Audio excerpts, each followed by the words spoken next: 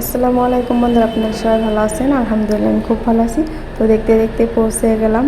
এই যে দেখতে পাচ্ছেন কোথায় পৌঁছে গেছি, দেখে হয়তো বুঝতে পারছেন। এটা কিন্তু বঙ্গাইগাঁও স্টেশন, তো ট্রেন স্টেশন। তো এইখানে পৌঁছে গেলাম। এখান থেকে আমরা ট্রেনে উঠবো, কলকাতার দিকে রওনা দিব।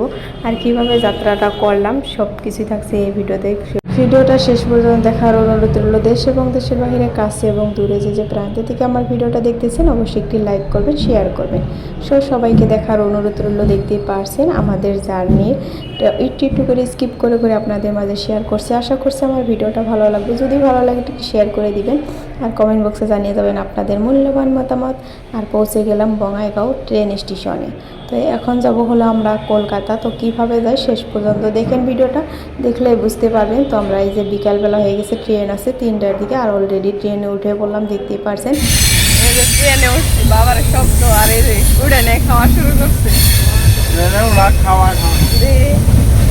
কি সুন্দর, ওয়াও। আমার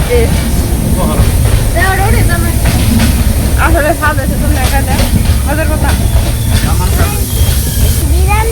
ও সে বলে বিরিয়ানি খাবো। বিরিয়ানি তো এখন আর রাখতে